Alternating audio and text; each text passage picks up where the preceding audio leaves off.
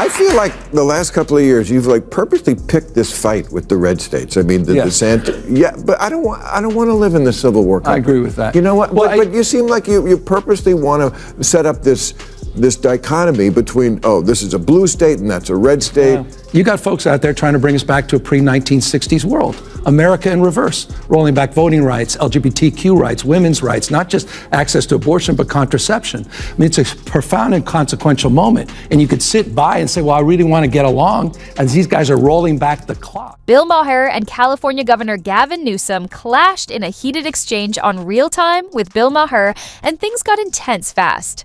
Maher, never one to shy away from controversy, grilled Newsom with tough questions that had him scrambling for answers.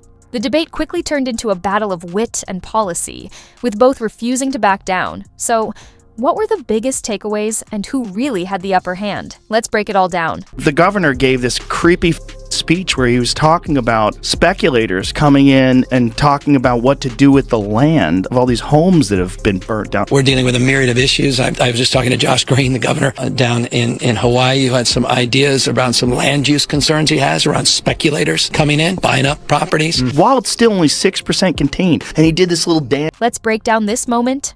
Where? The tension is impossible to ignore.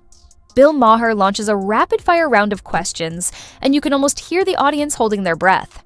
As the energy in the room shifts, Newsom scrambles to defend his stance.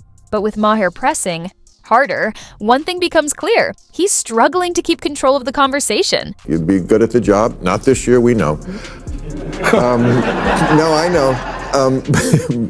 But he said, I don't think he could win. I don't think he could win. He's too progressive coming from this state and what he's done in this state to win in any southern state, any red state. I disagreed, but no, this is a progressive African-American owned station, and I'm sure they like you, but he doesn't think you can win. What do you say to that if you could win look at the swing states, there's only 8 of them. Right. Gavin Newsom tries to clarify his stance, but let's be honest, it backfires.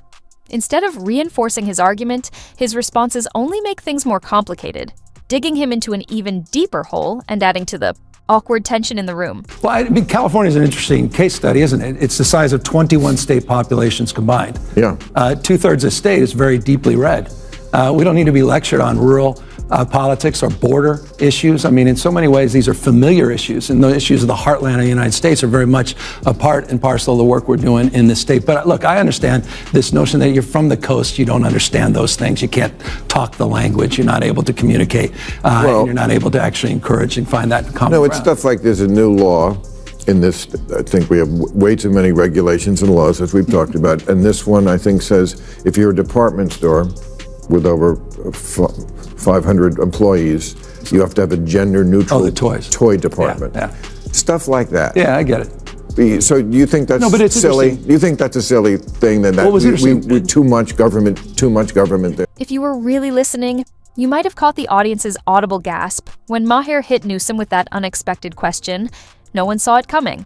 He directly called out a controversial state law, and for a split second, Newsom hesitated, his voice wavering as he scrambled for an answer. Maher had him cornered, leaving no easy way out. But, true to form, Newsom quickly shifted into political spin mode, trying to regain control of the moment. Look, that's an interesting one because the department stores came to us supporting that, and they were the ones making a case for that.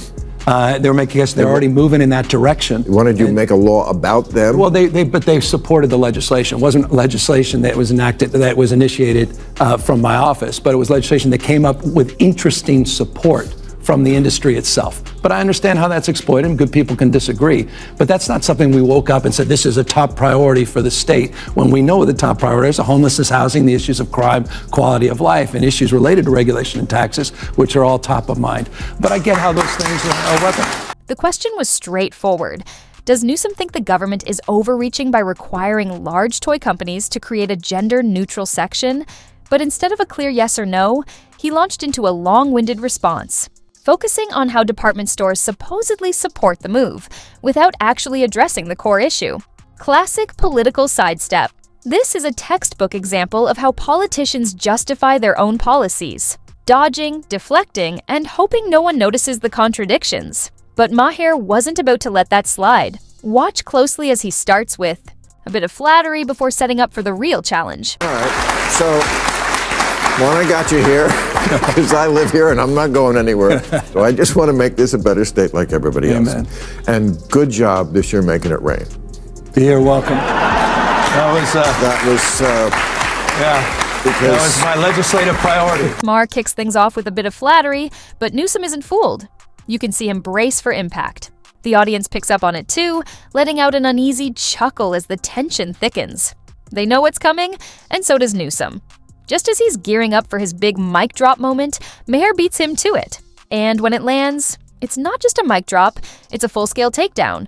Newsom stumbles, the audience cringes, and Maher, he just leans back, watching the fallout like he's enjoying a front-row seat to the unraveling of a well-rehearsed political script.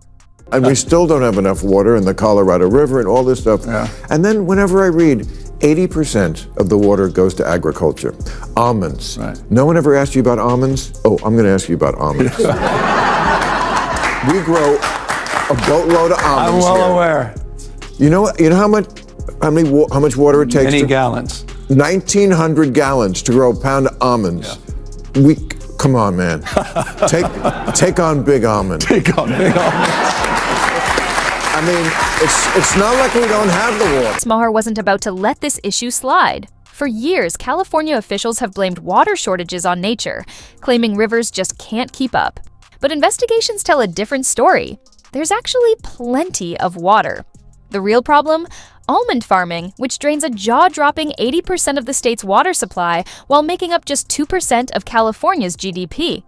So Maher put the pressure on what is Newsom actually doing to fix the crisis? And that's when things got interesting.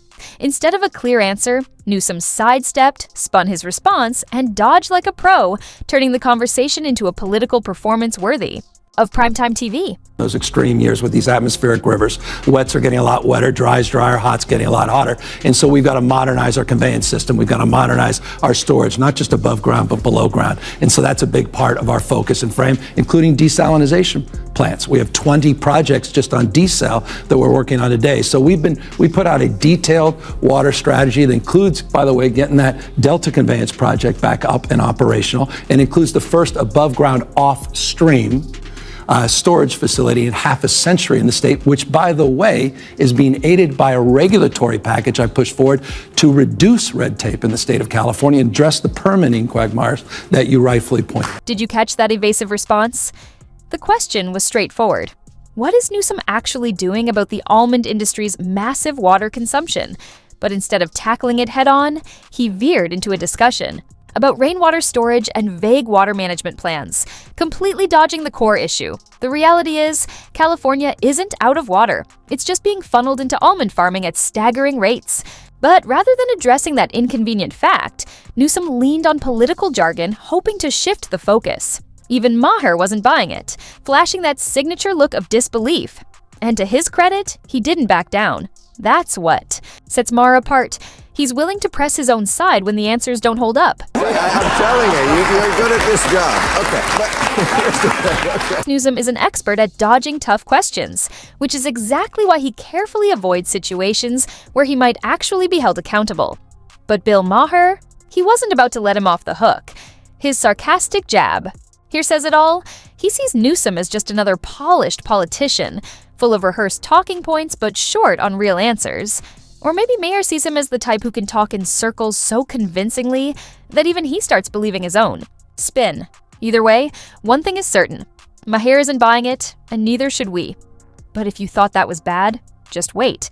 Because what Newsom says next takes things to a whole new level. I feel like the last couple of years you've purposely picked this fight with the red states. I mean, the DeSantis. Yeah, but I don't want to live in the Civil War country. I agree with that. You know what? Well, but you seem like you purposely want to set up this dichotomy between, this is a blue state and that's a red state, and I don't want to live in that country. I like Florida. I'm with you. And by the way, I like Florida as well. I like all these states. I completely agree. I don't want to have a state of mind that's a constant fight or flight. We've gone through so much. We've been polarized and traumatized. There's been a tough 5-6 years across the globe, not just in this country.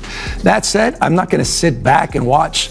You made the point just a moment ago in your monologue. You got folks out there trying to bring us back to a pre-1960s world. America in reverse, rolling back voting rights, LGBTQ rights, women's rights, not just access to abortion, but contraception. I mean, it's a profound and consequential moment. And you could sit by and say, well, I really want to get along, as these guys are rolling back the clock, or you can stand tall and assert yourself. And the reason I started to go into those red states, the reason I started to take on DeSantis, and the reason I started doing ads in these red states is I didn't feel my party was doing enough.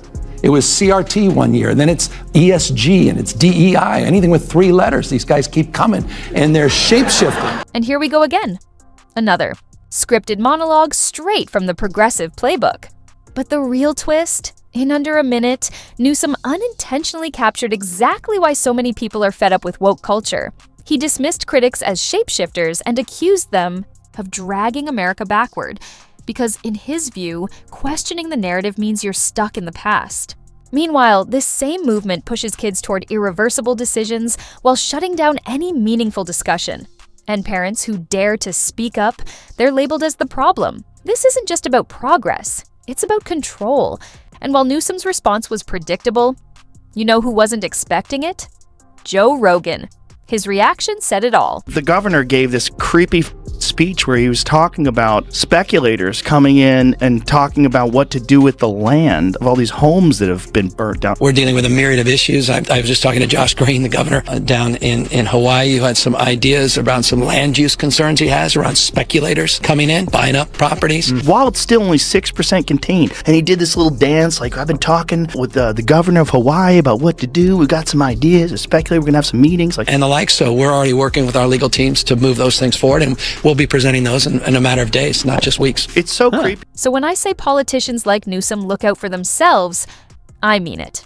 They talk about fairness and justice, but when power or money is at stake, their priorities shift fast. While Californians struggled with wildfires, was Newsom focused on real solutions? Nope.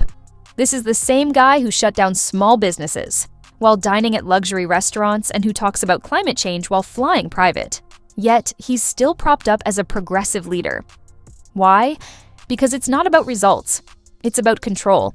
These politicians push policies that hurt everyday people while staying insulated from the consequences. They don't deal with the mess they create. You do. In the end, it's the same pattern. Preach unity while fueling division, claim democracy while silencing critics. Newsom isn't solving problems. He's playing politics. And the worst part? People still buy into it. That's it for today. If you liked this, hit like and subscribe. See you next time.